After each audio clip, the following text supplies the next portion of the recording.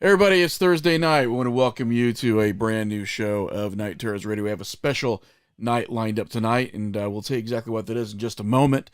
I've got Rob Pastilli, as always, with me, calling in from the East Coast. How you doing tonight?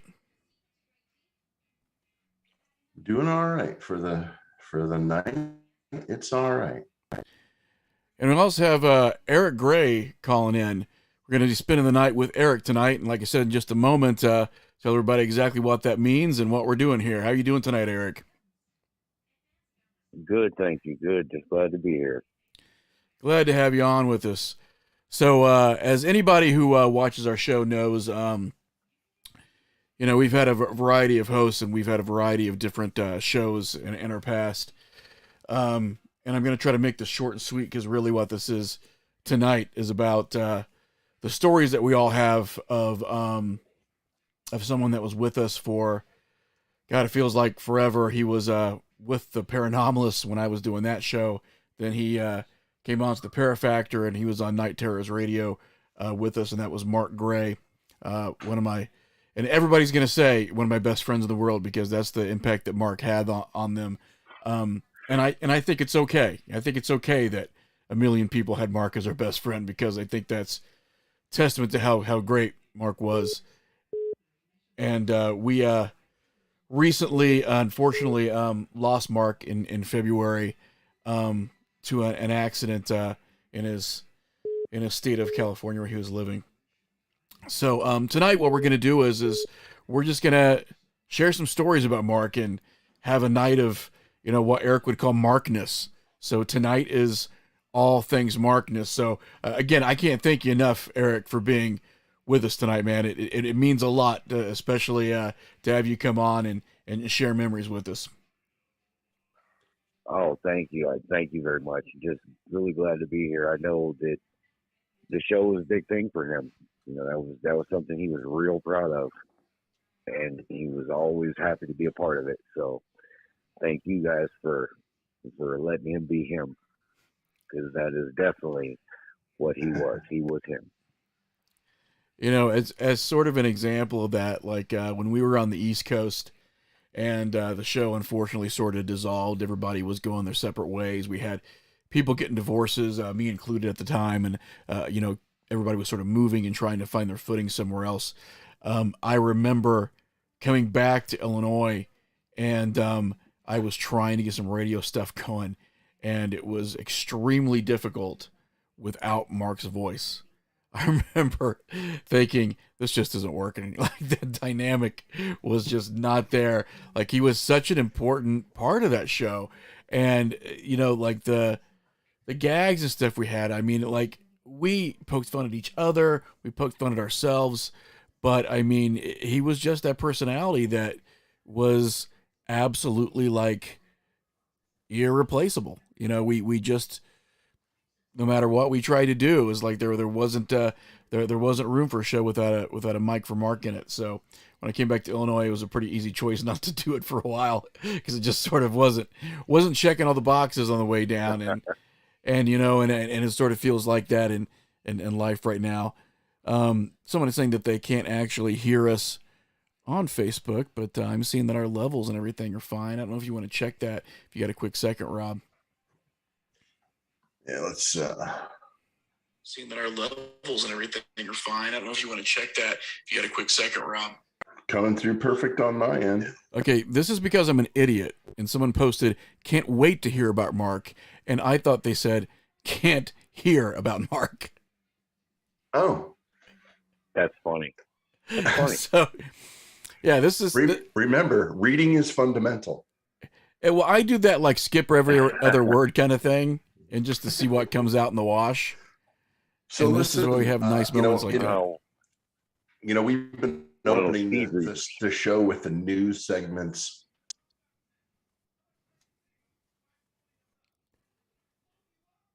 Oh, Hey, Rob, you sort of dropped out there, Rob.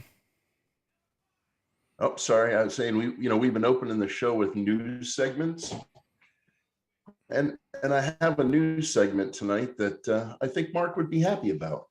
Well, so let if me you go want to ahead run the news footage, and I will run our news footage here in just a moment.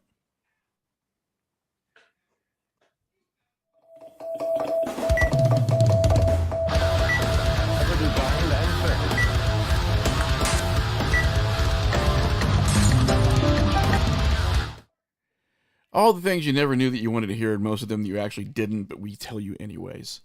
We are going to share a news segment with you tonight, and it's a special news segment because Rob is telling us that this is one that Mark would particularly dig, so I can't wait to hear this one. So by all means, Rob, continue.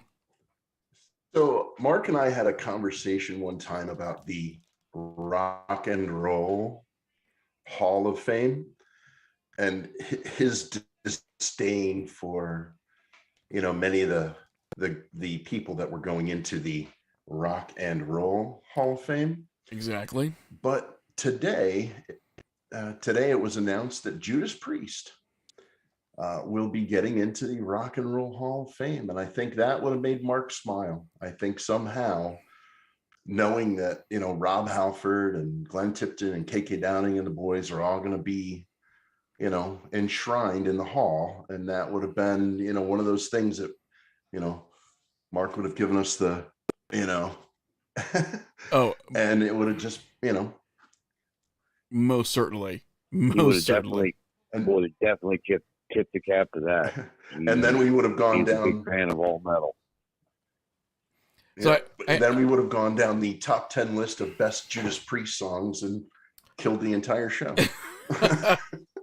That had a tendency to happen occasionally. So I'm going to tell everyone right now we've got a special dedicated call-in line tonight, and Rob, if you want to post that in the chat and everywhere else too, of 217-288-3955. That is our dedicated call-in tonight. That is a special number that I made. 217-388. 217-288. Run that one more time. 217-288-3955. That is our call-in line tonight. It is. And what that will do is if you call into that number, it's going to put you in a queue. You're going to hear the music in the background. You're going to hear us come on, and then we'll get you in there. So what's going to happen is you call that number, give us a brief description of what you want to talk about. Tonight, again, is dedicated to Mark. So if you're not calling about Mark, call another show. Get on another show. Watch some TV. It's got to be something on a Thursday, because that's what we're talking about tonight. So if you got a great story about Mark, maybe a story when you met him, anything, tonight is all things Markness. Call in to 217-288-3955. And if you would be so kind as to put that on Facebook for me too, Rob, I would greatly appreciate that. I put it in the chat, and now it is on Facebook Live. Great. Now, since we have Eric with us. Oh, go right ahead, Eric. I was going to say, you know that Mark had a love of all things horror as well. Oh, yes. Yes, most certainly. That was one thing that Mark and I shared as well. We loved horror films. So we were he couldn't have been more than 10, which would have made me about 14, 15. Mm-hmm. So he was stuck on Nightmare on Elm Street and was watching it over and over and over. Right. He finally, I knew that he was going to be coming up to go to bed. I laid under his bed for probably 10 minutes waiting for him to come.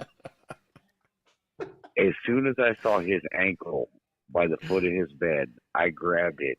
He screamed like a girl, and I've never seen that boy run as fast as he ran that night. He was sure, and I heard him yell, "Freddy is under my bed." Right. Of course. Oh, that's beautiful. I've got a great story to sort of follow that up with which Mark at one point we had decided that we were going to go on live one day. It was sort of impromptu when we were doing the Para Factor, and we were going to play a drinking game too, and it was Mark's choice, A Nightmare on Elm Street. So we were going to see how many movies we could get through, and it was taking a shot every time somebody died. Now, we got through the first film all right. We were we were nice and alert, We were cognizant of what was happening. And we even made it through the second movie. So Mark and I have done the legwork for everyone out there, by the way. If you do a drinking game to the Nightmare on Elm Street franchise, you are fucked when you hit Dream Warriors. You are absolutely fucked. And I think there was a point where Mark and I were sitting on my couch and we looked at each other and we realized we were in a mess. We were in a horrible, horrible mess that we were not getting out of. And we were like, Christ, how many people fucking die in Dream Warriors? Oh, there's a lot. Oh, and I mean, we got through the first two pretty much unscathed. We weren't that bad. And I remember that we had some Jack Daniels, and we also had the Crystal Skull vodka that he got from Dan Aykroyd. So we were sort of bouncing back and forth, which was not a good idea to begin with. No. And then by about 3/4 of the way through Dream Warriors, you know, we made an active executive decision that we were not going to continue the show because, quite frankly, we were off our ass at about like the hour and 10-minute mark. So yeah, Mark and I, that was the kind of crack research that Mark and I did on the weekends, was how could you play a drinking game to Nightmare on Elm Street and stay alive past Dream Warriors? And the answer is you don't. That was the answer that we came to. But we were always good for doing stuff like that. I remember another great memory that I actually have is at one point in time in another world, another universe. My first marriage, I had a stepson by the name of Sean, and I think at this point he had to have been like maybe 6 or 7, and my wife at the time and I wanted to go out, and Mark was more than happy to stay and watch Sean because Mark was great with kids, and kids loved Mark. Like universally, like kids loved Mark. So Sean was all excited, and you know, I did tell Mark like before I left, like we can't do horror movies, like we can't, like it's mainly cartoons.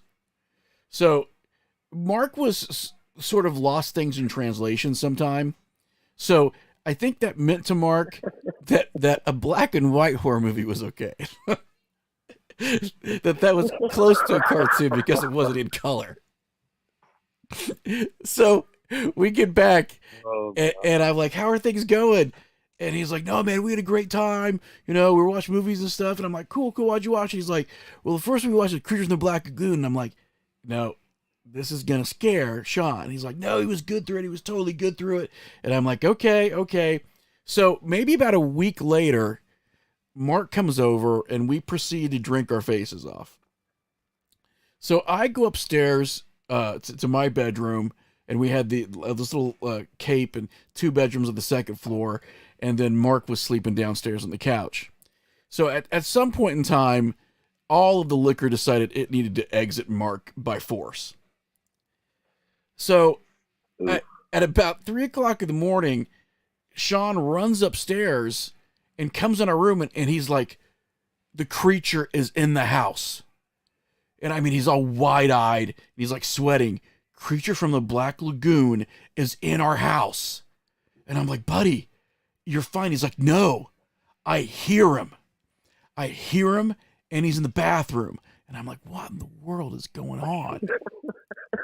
And I'm like, trying to wake up, and I'm like, okay, buddy, just tell me what's going on. He's like, so I got up and I had to pee, and I went to the bathroom, and I heard the creature in there, and he was going, Hua! Hua! and I had that moment of recognition where I was like, oh shit, and Mark's puking in the downstairs bathroom.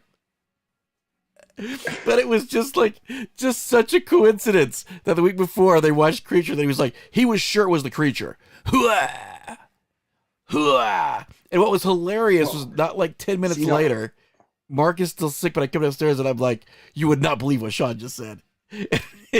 And even sick, we laughed our asses off at the fact that Mark was that night the creature from the Black Lagoon for a very limited amount of time. Now, So I want to goddamn know. funny.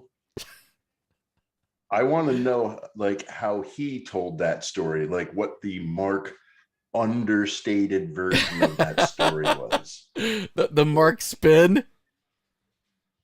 I would have no Yeah, idea. the Mark spin. The Mark spin. Yeah, I would have no idea what that would be. Because But one of my favorite stories, my favorite Mark story ever, I think has to be the Bada Bing story. oh, the When Bada Bing story. Yeah. Mark and I stayed on after the show one night and we were talking and we were just reminiscing about Jersey. And he goes, yeah, Ash and I went to the Bada Bing, the strip club from The Sopranos. It wasn't that great. I lived like That- almost right behind it at the time. Which is crazy. But that was the whole story. We went there, it wasn't that great. And then I remember calling you and I go, you and Mark went to the Bada Bing? And you said, yeah. And I said, Mark said it wasn't that great. And then you proceeded to tell me the other half of the story. How we almost got kicked out of the Bada Bing? Yeah. How we would have had we not left voluntarily? This is by far. This is all news to me. Oh, Eric, this is by far one of my favorite Mark moments, where he did not care where he was, he did not care who he was with. There was a statement that Mark had to make, and that day, God. it was about the general inflation amongst juice bar strip clubs, and how he needed to rise up against it and show them the hypocrisy of paying way too much to see to see non-naked strippers. So I felt like this was his, again, it was his rising up moment.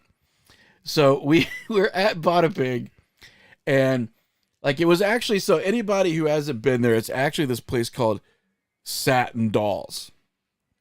And you have to say dolls. Like you gotta Satin Dolls because it's in New You got to Jersey. Jerseyfy it. So it was Satin Dolls, but everybody knew that it was Bada Bing, and because they shot there all the time, because we were there when The Sopranos was still on, they were shooting there all the time during the day, and you'd go there and you could buy the T-shirts, you could buy the shot glasses, like they were capitalizing on the fact that this was Bada Bing.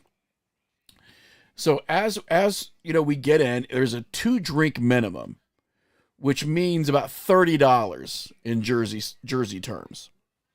Yeah. So, and it's juice bar, like it's non-alcoholic.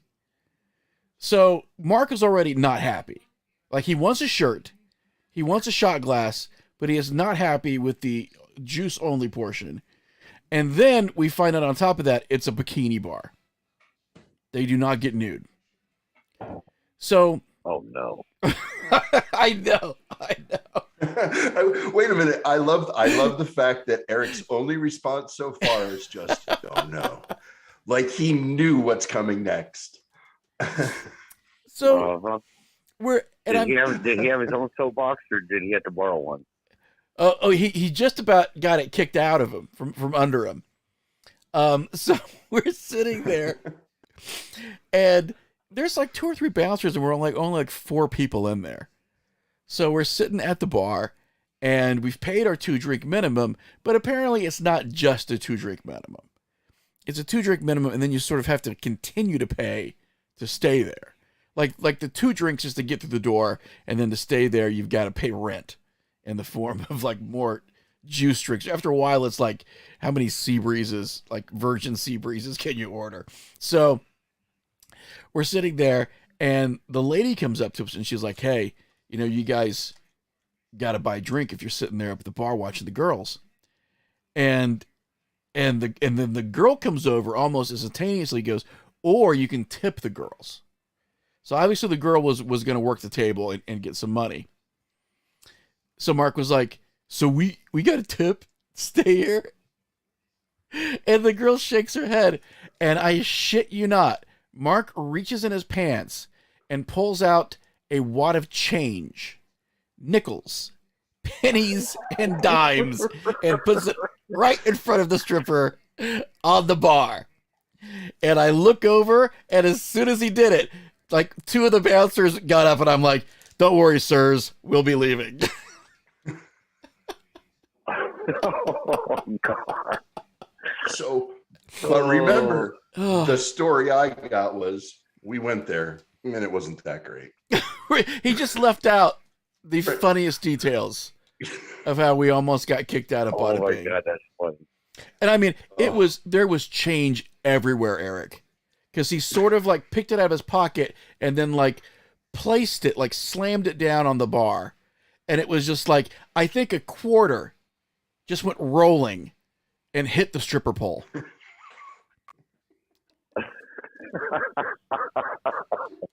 Yep, I can totally see that. Yep. That's par for the course. And it was at that moment that I knew we were about to get kicked out of Bada Bing. and it wasn't going to be a friendly removal. No, that's why I did my preemptive strike. Yeah. Thank you, good sirs. But yes, we will indeed be leaving. Thank you, but we must be going. Yep.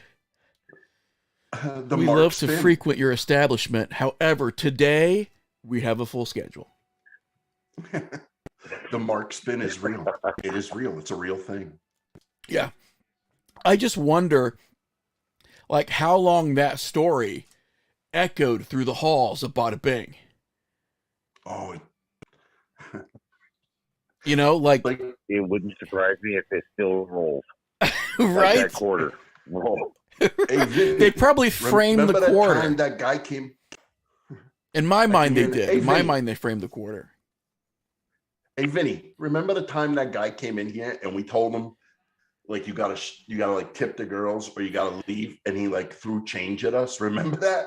That was funny. That was like the funniest thing. That guy had a set of queons on him. Saul was gonna kill that dude. He was gonna kill that dude. Oh my God, that's funny. All right, so Eric, give us something, Eric. We need another some more Marcus. I'm sure you guys have heard the story of me. I might or might not have run him over with a car.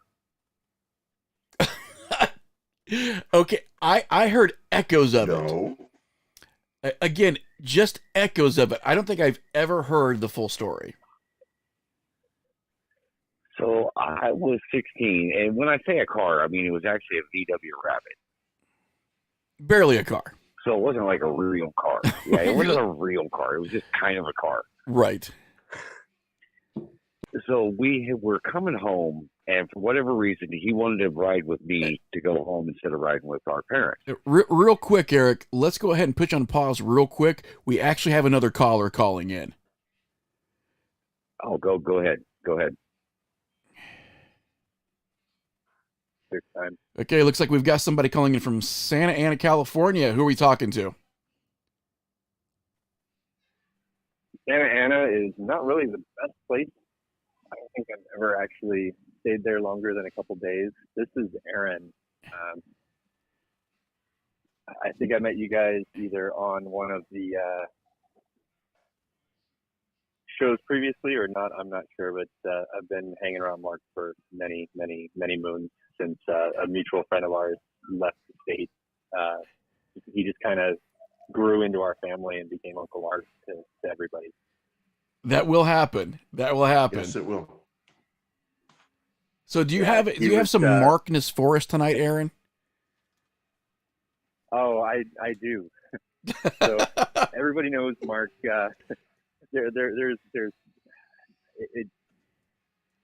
It's hard to keep from crying when I think about him right now, so it's difficult to tell it. But you know, he was the guy that he went paddleboarding one day, and we just couldn't keep from screwing with him the whole time. He left all of his stuff with us. I know one of our friends told a story to everybody last month or whenever that was, but he went out paddleboarding, decided to leave all of his stuff with us. So we had his phone, we had his keys, we had his shoes, we had everything except the shorts he was wearing. It was a nice, 90-degree day out, not a cloud in the sky. So he goes paddleboarding for a couple hours. We end up probably about a mile away. We don't have a way to get in contact with him. He's ready to get off the board. He comes looking for us and, walking on the asphalt, burning his feet. And, he just doesn't care. He just loves us still. And we really stirred to him pretty hard. And I think to this day, if you could get into his phone, he still has contacts that are all fucked up from where we changed everything. And we put weird pictures, weird names. We set alarms for who knows when, middle of the day, middle of the night, and just screw with him at all times. And he'd call us months later. He's like, "I really wish you hadn't done that." Right. Went off in the middle of a meeting or right in the middle of work at the most inopportune time. But he still loved it. He was there for us when we needed. If there was one thing that Mark could do that few people, and I mean very few people that I've ever known could do, is Mark could take a joke. And it takes a special kind of person, and I mean that, like, it takes a special kind of person to take a joke and have fun with it, even when it's sort of leveled at them. And that always impressed me about him. Well, it's not that he'd take a joke. He loved being the brunt of the joke. He loved being the joke. He was the guy that you love to make fun of, but you hate to make fun of because he wouldn't back down. He'd take it. Well, and he also he'd laugh with you. I think that was it too. I think that Mark was so fond of the act of laughing, whether it was coming from him or from somebody else, that he just, his involvement in it, regardless of where he was at in it, I think was still like wonderful for him. This idea of just not taking life seriously for 10 minutes or 20 minutes or for 45 years sometimes. For 45 years. Yeah. Yeah, 45 years. Yeah.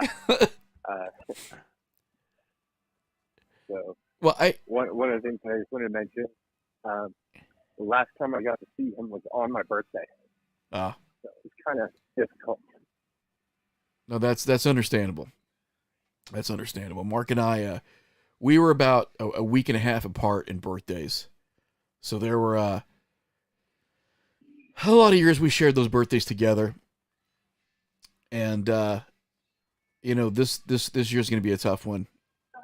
But I can't thank you enough, Aaron, for calling in. I know it's not easy. I know it's not easy.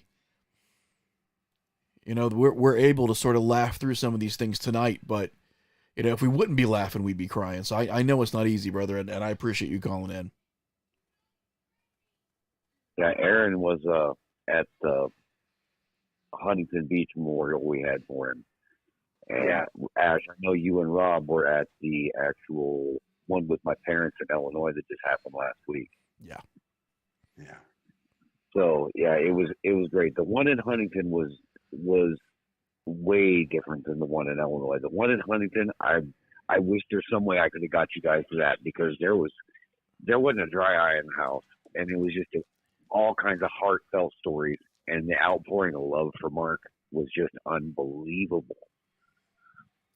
I mean, there was probably I would guesstimate between 75 and 100 people jammed into this little backyard, and everybody was just taking turns telling stories, and it was amazing. Like, it was a perfect send-off. He wasn't just a person; he was a force. Just no other way to put it. Yeah. Yeah, I think absolutely. I said it, Eric, when I was there in Illinois, and I said, hey, listen, if you ever talk to Mark, and you expected Mark not to be Mark, then you bought a ticket to the wrong show, because he was going to be Mark. Oh, and that is a home run. He was going to be the epitome of who he was. Yep. He was going to be, himself 24/7, 365, no matter what you did, no matter what we talked about. I mean, there were times when he and I would, jokingly argue about something, and it would always break down into laughter, you know. And it's like, even if you wanted to seriously be mad at Mark ever, you couldn't. You just couldn't. I wouldn't because he last was long. Mark. No, I wouldn't last long at all. Yeah. No, he was No, Mark. there's people that You know, said they he were was fighting just- with him that, yeah, and they literally, the next time they saw him, they forgot all about it, and it just went back to normal Mark. Yeah.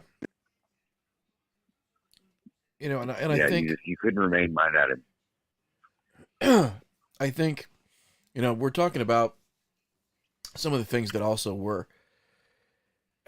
It's difficult to describe, I think, Mark, in terms for people who didn't know him, and one of the reasons is because, I don't think I've ever had a friend that was as loyal as Mark was, and I don't think people really even understand friendships like that. I mean, I've had people that I knew loved me. They were like brothers, but would still talk shit about me because it's sort of what you do when you get a few beers. But I remember our band was playing, and he was talking to somebody, and they were maybe like 20 feet behind me. And it wasn't even loud enough that I could hear everything, but whoever he was talking to was not a big fan of me. And it could have been so many people at that point, so I don't know who the hell it was. But I remember they were saying something that was just not nice. And I would have loved Mark even if he would have said, yeah, that dude's an asshole. Because, yeah, at times it happens. I heard Mark, and Mark did not know that I was within earshot. I heard Mark actually look at this guy and say, I really don't think you should be saying that about him. He's a friend of mine, and I really don't want to hear it. I've never, and people might have done it, mind you, when I wasn't listening, but I think I knew at that point that I was going to try my damnedest to keep that guy in my life. Because you don't get that often. And, No, to this genuine day, it's still, that piece echoes with me. Who he was like that. How he was not afraid to he was not afraid to defend friends, and he was not afraid to laugh at himself. You got to tell the story about when he almost got you two beat up in that bar because he was another story where we almost got beat up in a bar.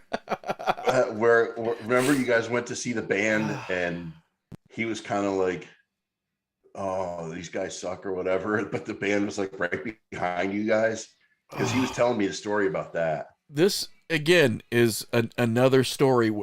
There were times where when Mark would have a few drinks, I would sit and think to myself, am I going to get my ass kicked for Mark tonight? Yeah, I would sort of, meander around the answer, but eventually it was like, I would just resign myself. Yeah, I'm probably going to have to get my ass kicked for Mark tonight. So we were at, if anybody's been, by the way, anybody who might be listening to this, there's a bar, God, I think it's almost near Elizabethtown, New Jersey, called Double D's. Are you familiar with this place, Rob? No. And I know most of the bars down there. Because spent a lot of time in them. It was fairly like out by itself, but it was a double venue because it had a strip club on one end of the building, and then the other end of the building was like a concert hall where you could go see shows, and it was a bar. So, people obviously would cross pollinate. You'd go to the strip club a little bit and walk next door and go to the bar. So it was, and I can't think of the name of this band now.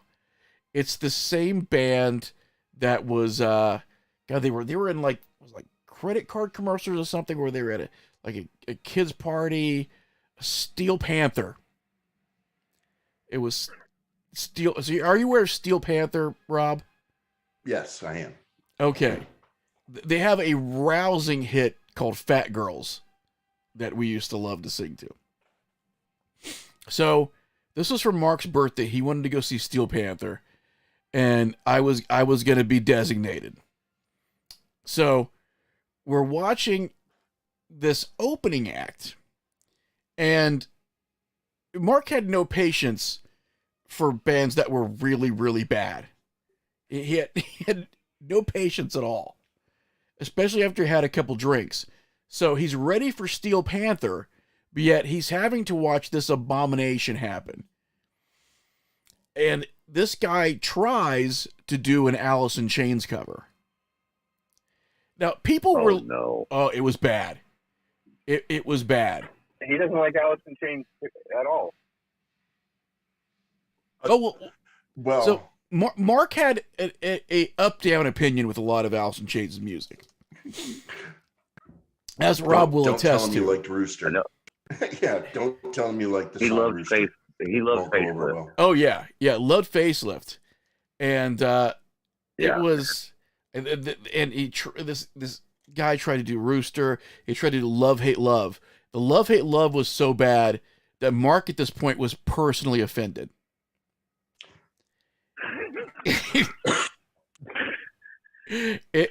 If you can imagine, it's as if Mark had a kid, this guy went up and punched the kid right in the nuts and then just locked eyes with Mark when he did it. This was the kind of offense that Mark held with this guy butchering Love, Hate, Love. So I can see, like, Mark is getting visibly annoyed. Not just, I don't like this band, it's bad. So we step outside for a few minutes. We go back inside when it's died down. And there's a girl trying to sell CDs from the band that we just saw. And she comes up and is like, hey, would you like to buy a CD for the opening band? Now, Mark could have said, I'm sorry, miss. I do not wish to buy a CD. That would have been fine. Yeah, that sounds like him. Let me instead tell you what Mark said.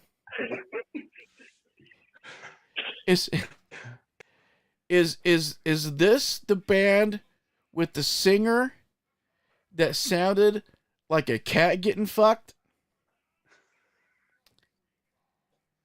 Now, the color drains from her face, and she says, yeah, that's right. My brother, the singer. and again, that's when I started to ask myself the question, are you going to get your ass kicked for Mark tonight? So we're sitting there, and she runs off, and I'm like, this is not over. This is definitely not over. So we're sitting there for about 5 minutes, and Mark at this point has had way too much to drink. So I realized that whatever happens, he's only going to remember half of it anyways, and that's fine. It was best. So we're sitting there, and somebody comes over and taps Mark on the shoulder, and is like, hey, buddy, the opening band wants to talk to you outside. But at this point, Mark had so much to drink, he was like, all right. Like, he had no idea what context it was.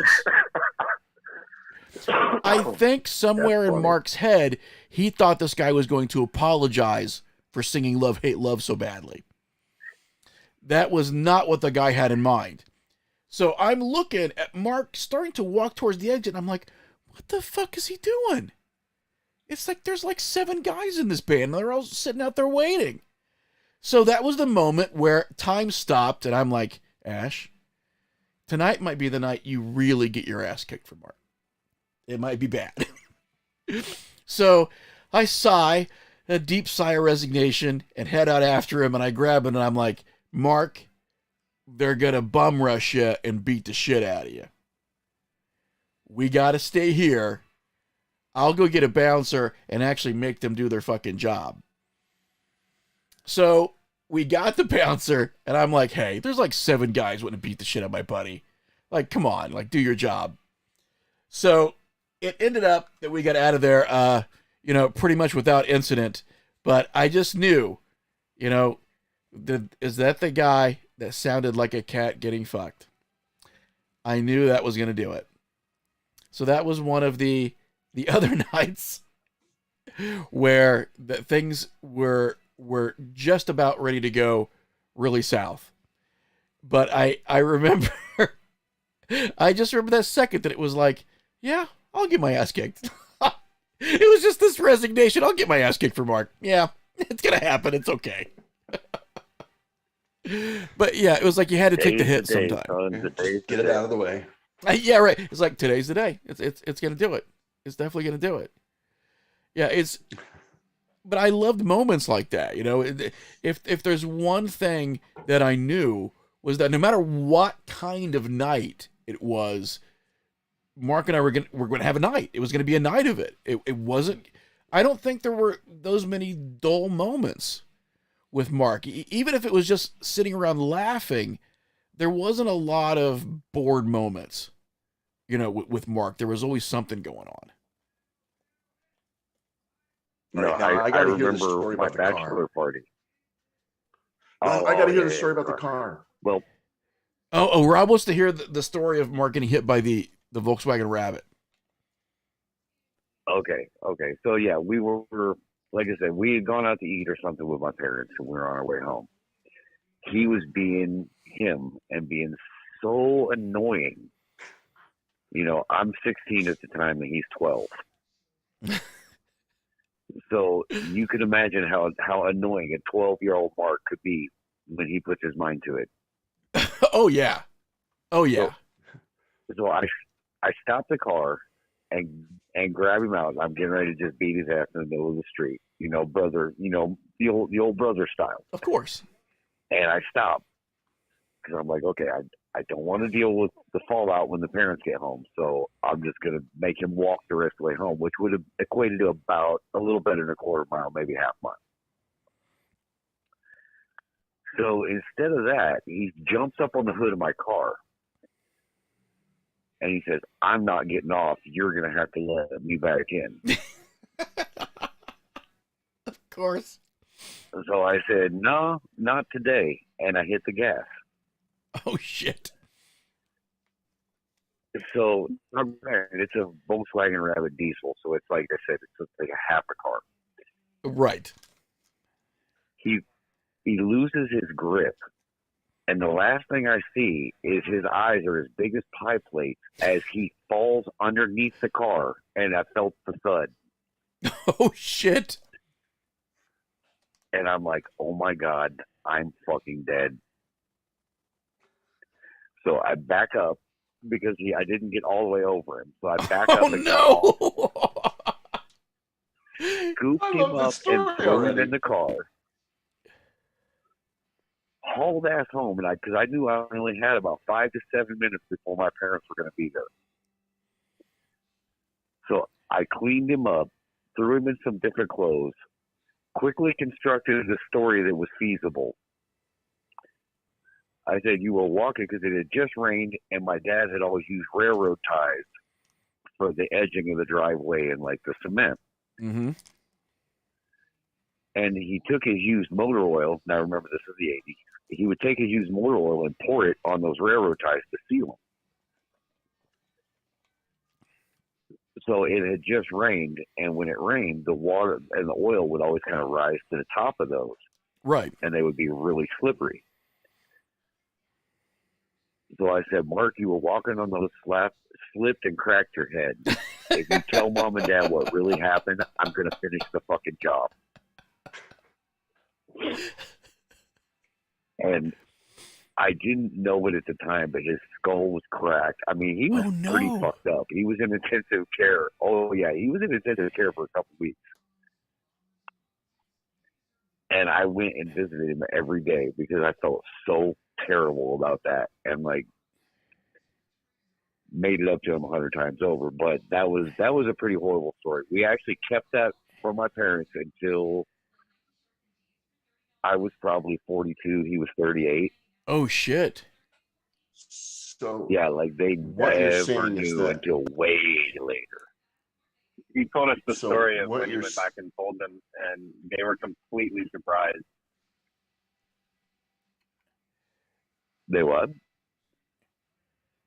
He said they were completely surprised. They had no idea that that's what happened. That they believed the story that whole time, and they had no reason not to. Because both of you stayed on it. So why would there be any reason to differ, right? Yep. And that's, you know, he and I only got up to a couple like capers like that, but I knew that he would ride it to the ground. Whatever we were up to, he was going to be silent until we were both burnt. Right. Yeah. so we have you to thank for.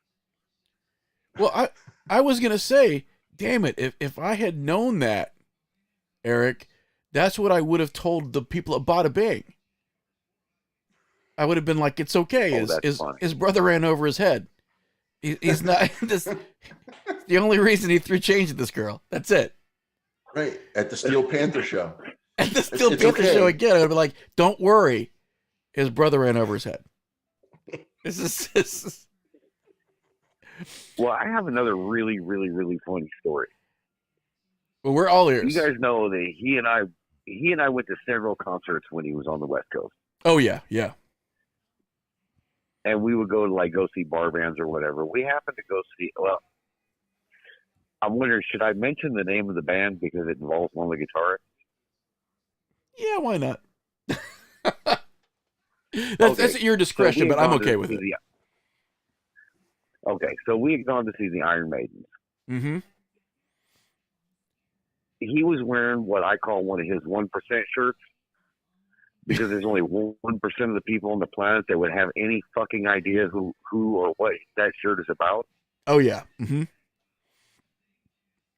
So he was wearing one of those, and the really hot blonde guitarist from the Iron Maidens was talking to him while we were watching the opening acts. Yeah. And they went on and on for probably 15, 20 minutes. They were talking. Yeah. At the end of the conversation,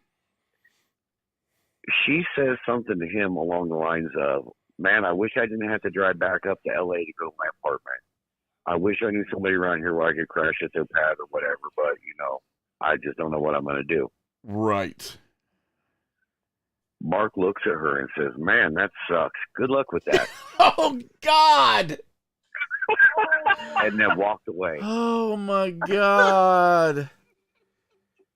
As soon as he left, I kicked him in the ass so hard. That I was like, you realize that was in your lap, dude. You didn't even have to try. That was you. You had that. That was done. okay, so What do you mean? There are some stories, Eric, that totally encapsulate who Mark was. That is one of them. Oh, that's one of them. Yes, for sure. 100%. That is who he was.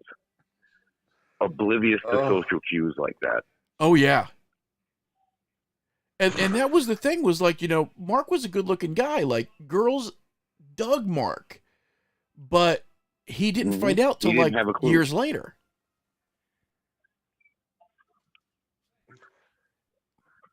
There was he was oblivious to stuff like that for sure. Oblivious is an understatement, Eric. We had so many friends that we tried to, I guess hookup's not really the right word, but we tried to give him help, and that was Mark in a nutshell. All of the things that you just said is exactly what he would do. But they had a hell of a conversation about music. Oh yeah. Well, she probably at one point in time said something that might have passed as negative about Guar or Megadeth. So Mark just kind of No. No, absolutely not. I could tell you because he would have said something about that, Oh, okay. and I heard neither of those. Oh yeah, he definitely would have mentioned that. Yeah. Yeah, I think he might have been wearing one of his Guar shirts, and that's what prompted the conversation. Yeah, Okay. and that was I mean, the way Mark would sort of cast his net, I think, Eric, was this, it was like a test. Like girls had to pass this test where, he would order like a pan-galactic gargle blaster to drink. And he was just waiting for the female bartender to be like, "Oh my God, you've read Hitchhiker's Guide to the Galaxy." And that was going to be the beginning of their rom-com romance.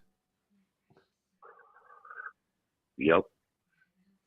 And unfortunately, there's not a lot of girls out there who drink pan-galactic gargle blasters. And it's a shame. So there was at one point, and this is... so Mark and I would talk about, like the girl situation.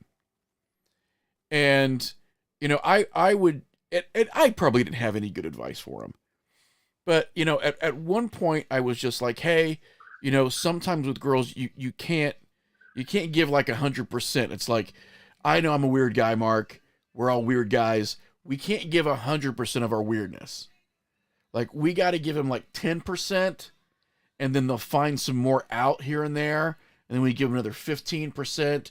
But, Mark was always 100% himself. So, Absolutely. Whenever he would meet a girl like this, my advice was falling on ears that wasn't capable, because Mark was always going to be 100% himself. And I remember one night we were at this little bar called the Orange Lantern in New Jersey. And I had made the horrible, horrible mistake of not taking my antidepressant medicine for about 3 or 4 days and then deciding I'll just take all of it now. Because that's a good thing to do. You don't take it for a week and then you take all of it at once and you just see what happens. So we went to this bar, and this was back when like Paxil, like CR came out, and I was on Paxil. And I hadn't taken it for 3 or 4 days. And I'm like, okay, I'm going to take all the Paxil now because I'm feeling like I'm in a bad mood. And then I'll just drink a bunch of, like the little ponies, the Rolling Rocks in these buckets. So at some point, the band comes on, and I notice like Mark's talking to this girl. And, he looks at me and he's like, she wants me to take her home. And I was like, you have to, Mark. You absolutely have to. Like this is the situation that I've been wanting you to get in. Now you're in it. Go. Of course, I misjudged absolutely how plastered I was with multiple things of Paxil and beer, but that's besides the point. So this again is like, I only wanted Mark to have a fantastic night, and for whatever reason, fate stepped in and instead gave us a fantastic story.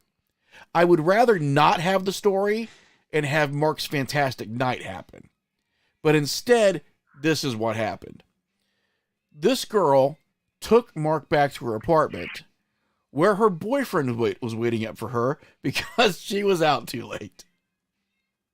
Apparently, she did not expect said boyfriend to be home. And she gets in the door, and before Mark can say anything, she looks at her boyfriend and goes, "This guy was so drunk, he couldn't find his way home. So I brought him back here. We have to help him." Oh, that's funny. And Mark's telling me, he's like, I remember this. Ash, story. I wasn't that drunk. He's like, I had to act drunk and confused because the situation was so awkward. And I'm like, Mark, that's horrible. Like, I mean, and then what happened? Because, like, you drove in her car. And he's like, I know, I had no way home. And the boyfriend wouldn't let her drive me home because he thought she was too drunk. So I had to stay the night there. And I'm like, you had to stay the night in the apartment of the girl who just introduced you to her boyfriend because you're too drunk and confused to find your way home?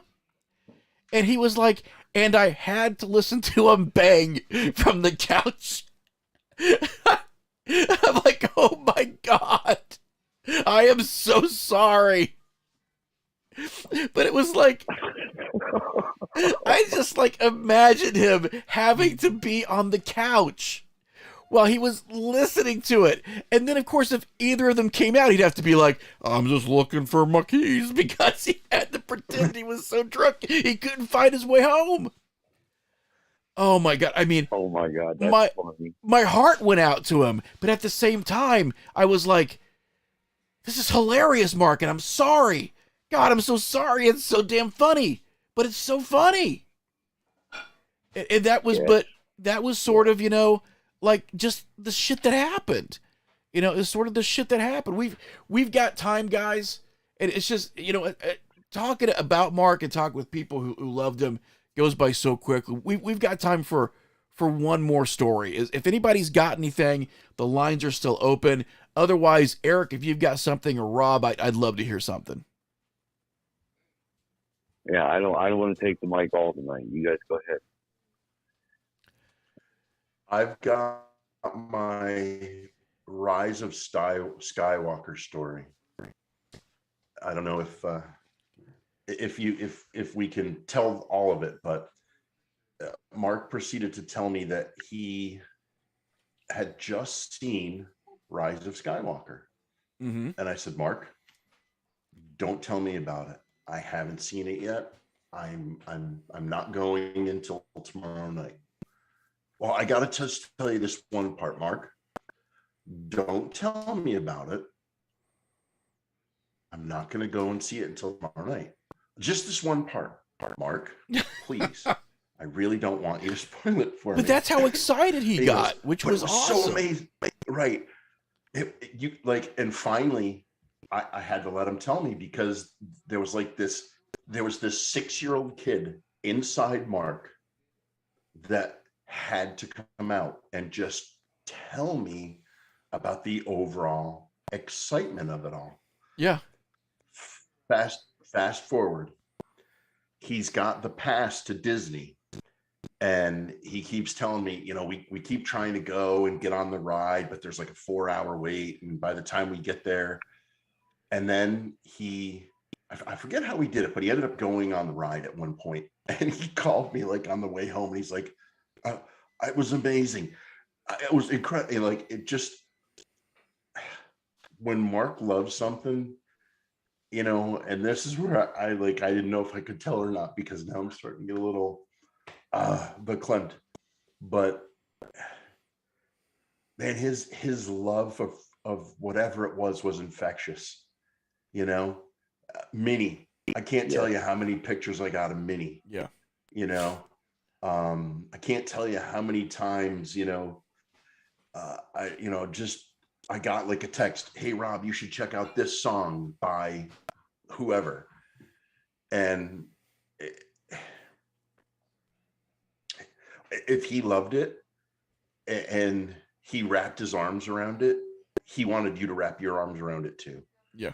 It was, if it brought him joy, he thought it could bring you joy somehow. And there was this part of this story about Mark, I don't want to know any spoilers. I'm not seeing it until tomorrow. He just couldn't contain it. It was too much. It was like right here. It was just too much. It had to come out. And it was Mark. It was Mark being Mark. Like I said, if you expected him to be anything else, man, and you didn't know him all that well, because he was going to be excited, and he was going to be, Tommy boy about whatever it was. And I think that when he was in, there was no half-assing. When he was in, he was 150% in, no question. Yep. Oh yeah, yeah, and I think that's maybe why the friendships that he had meant so much to so many people, is because just like the things that he loved, the way he loved people was the same way. And again, that's rare. I just want to thank everybody for for talking tonight. And I want to thank you so much, Eric, for spending time with us. And I want to thank Aaron for calling in, and even Rob. I mean, even though you're on with me each week, I know that none of this is easy for any of us. And, you know, I am glad that we were able to talk tonight, you know, and to talk about him. And this won't be the last time, you know, but just to be able to have us sort of sit in this environment, an environment that he loved, and tell these stories means a lot to me and a lot to everybody I know. I got one more thing Well, I I want want to to say take a before minute we. and thank you guys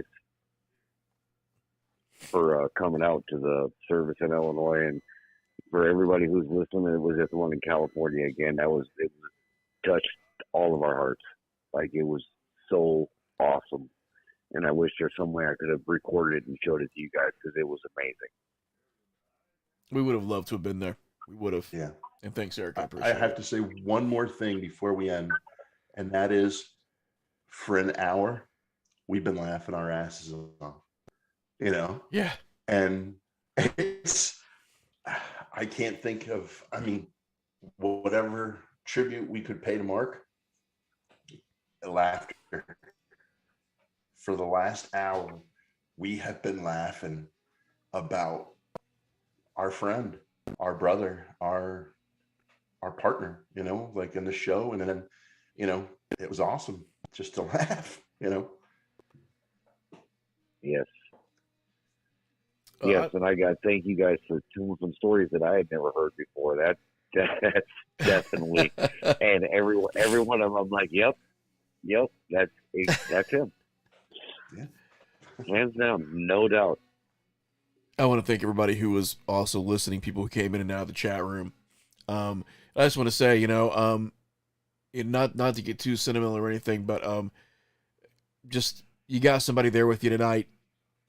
Tell them how you feel about them, because life's too short.